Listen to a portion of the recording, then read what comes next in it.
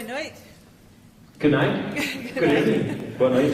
At the risk of sounding like I'm fawning, you have shown more grace than any race driver. Yes. But I do have a question for you. What do you think of this new rule about fueling? It's a good question because it's... The question is about the new rule of no refueling. No refueling, yeah.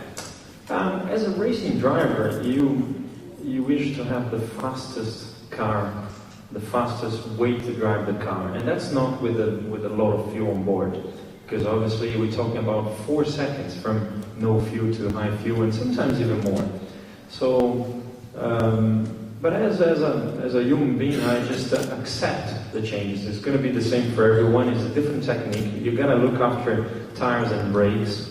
It's not a great deal of fun to drive the car at that time because it's really a lot slower, and it's heavy. Not heavy on the steering wheel physically, but it's the fun for us drivers is to carry the momentum and the speed into the corner. On 160 kilos of fuel, you don't do that. So that's it's too much, really. But there is a different technique, as I said, and is a good time for you to gain positions. I mean, in Monaco, I was very lucky to start 6th and to do a fantastic first lap, start 9th and to gain 3 positions up to 6th. And it was just because of that experience. It was just me and Schumacher that drove the 93 with no refueling, isn't it? Yeah, nowadays. So, yes. So it was. It is a different feeling. I wish they kept the other way, but it's okay. So as long as we the same for everyone. Can I interrupt and ask Rubens a question for the next one? Rubens, how many different helmet designs have you had since 1993? I haven't changed my helmet, my design for a long time. And obviously I've done, for example, the 257 when I went past Patrese. Sorry, I've done, one that I had 257. For the 300th, it's going to be a different one. But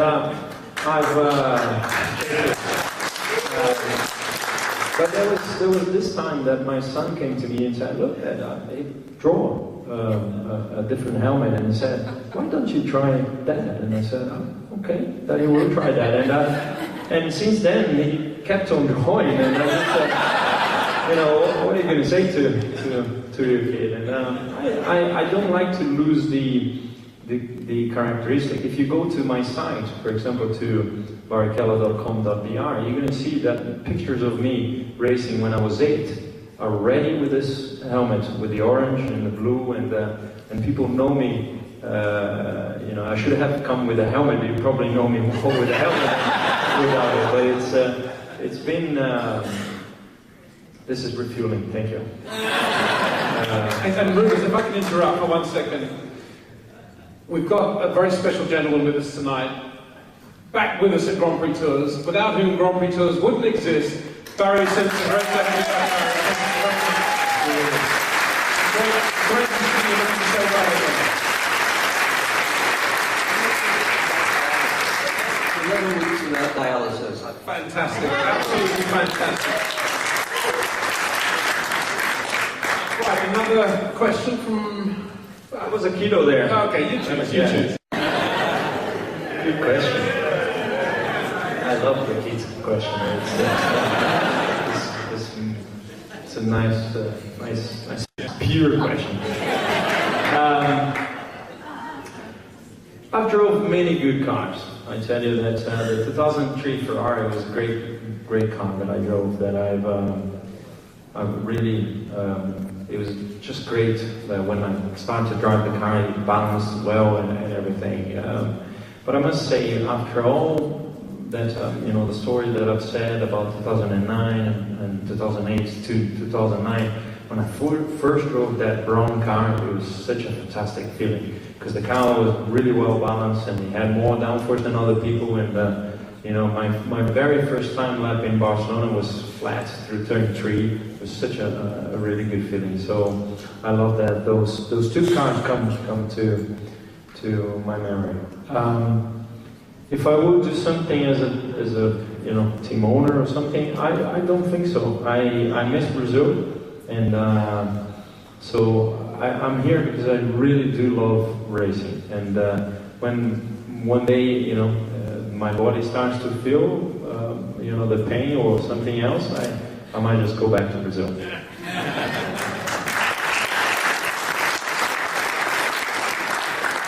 All right, okay, you, sir. Cosworth, how do you think Cosworth's going to do in the next year, 2, 3 years? Are they going to pick up the pace?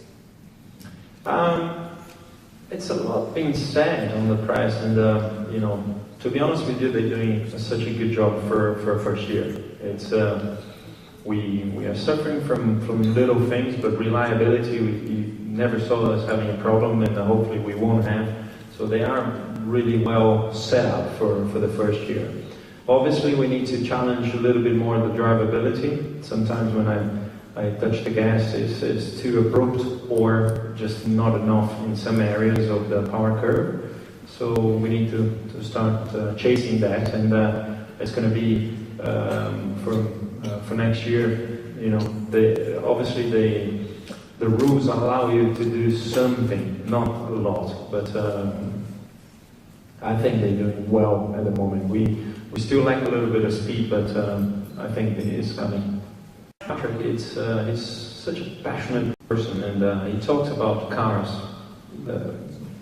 full time. You can talk to him, and he probably eats tires in the breakfast, and then just dog greens in the in the lunchtime. So it talks about car all the time, and it's great fun because it's you know, you think that you've learned a lot, and then you talk to him, you learn nothing. It's just unbelievable how his experience and so on. So a great helper in terms of setting up the car, still well involved. So I really enjoy working with him.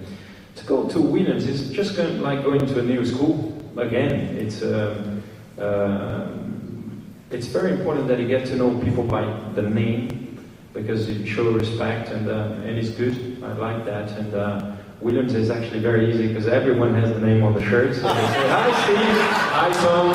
I say it's a bit easier, but it's been like, you know, an easy connection. I think the team has been expecting me to drive for them. I've been visiting the factory and so on, so it wasn't such a transition. It happened quite nicely.